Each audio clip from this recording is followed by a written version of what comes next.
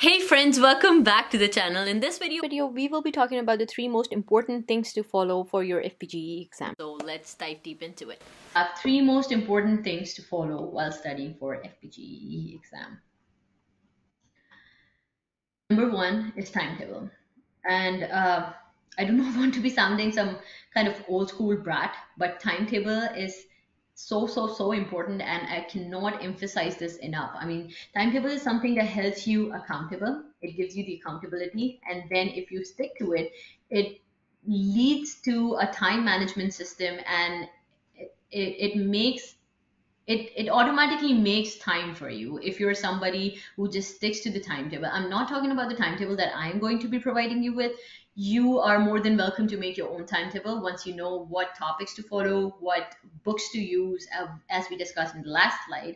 You're more than welcome to make the timetable that works best for you. I have designed this entire webinar to make students pass FPGE in just 6 months time. I have my course as well, in which I talk about passing FPGE in just 6 months time and time management. I have slotted the separate times for each book and the chapters that you need to follow in each in the timetable that's going to be provided you with. But you're more than welcome to make a timetable. But please do make a timetable, because timetables are something that help you accountable. And if you do not have a timetable and you're just doing the calculation in your head there, let's say I'm going to do excuse me, I'm going to do nervous system tonight, and I'm probably going to be finishing a nervous system in like 2-3 days time, and then I will do, let's say, cardiovascular system in 3 days time. But let's say you have kids, or let's say you have a job to work with, or let's say you're studying for your university exams as well, since we have many students in this webinar who are still a final year student, they haven't graduated, and let's say something important comes up and you end up forgetting about what your plans were to finish the nervous system in 3 days and then start cardiovascular system in after 3 days. And after 3 days you're wondering, oh my god, I had to do this and that, and you end up being so overwhelmed. And I get so many messages on my Instagram, how do I don't get overwhelmed, because I have a kid, I am studying, I am a wife as well, I have house chores, I have tons and tons of things on my plate, I have a YouTube channel, I have students whom I teach in person. I answer all their queries in person. And how do I manage this? And this is not a webinar about time management, but this is something that's crucial for passing FPGE. Make a timetable, stick to it, make a timetable that works around your schedule. You can download my timetable and edit it and make it around your schedule, but please stick to it, because if you don't, and if you don't learn to prioritize what's important and what's not, you will not end up anywhere.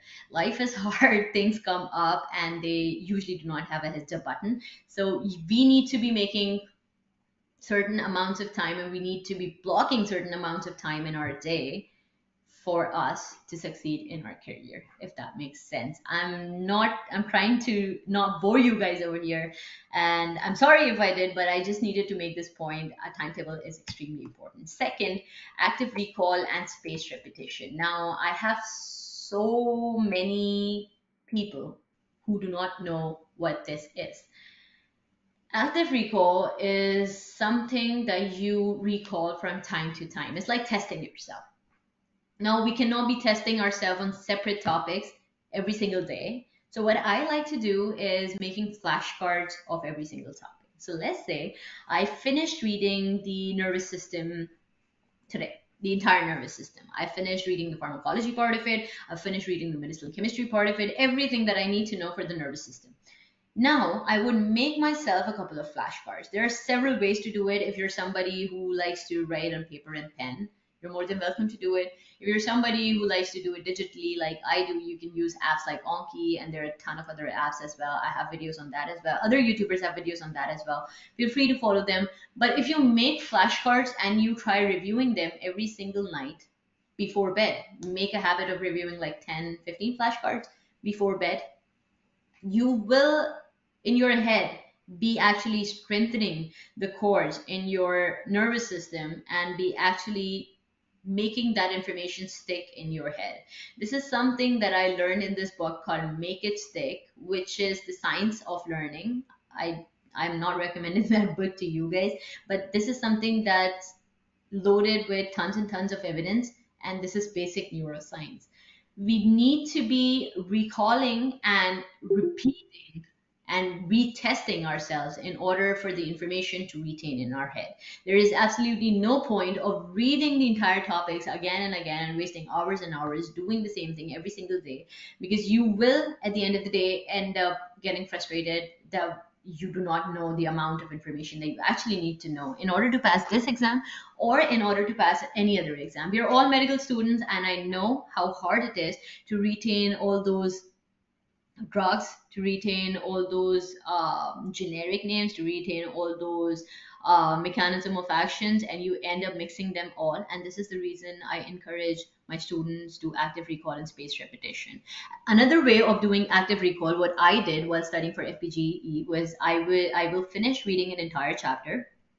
Let's say I just finished reading cardiovascular system from CPR as well as from Lippincott. Now, what I would do is I would now close the book and write down everything that comes to my head on a piece of paper or on my iPad. I would make spider like diagrams, and I would just throw all the information that is coming to my head regarding this topic, everything that I could retain. This is going to strengthen the cords in my brain and make the information stick. And this is something that I'm doing right now as well for NAPLEX, and it has helped me so much. This is the only thing I would say that helped me pass FPGE, because it was so hard to retain information in the first place. Yes, it takes time. Yes, writing down things requires an hour or so, but it's definitely worth it. Once you're done at throwing all the information that you had in your head on the piece of paper, now open the book, see what information you missed, and now you would be able to make notes of the actual information that you couldn't retain. Now, let's say I jot down the entire cardiovascular system on a piece of paper. I've addressed all the diseases that are associated with this. So whether it be myocardial infarction, it's arrhythmias, it's heart failure, etc., atrial fibrillation. And let's say I jot down every single piece of information that I retained in my head with the books closed regarding these topics.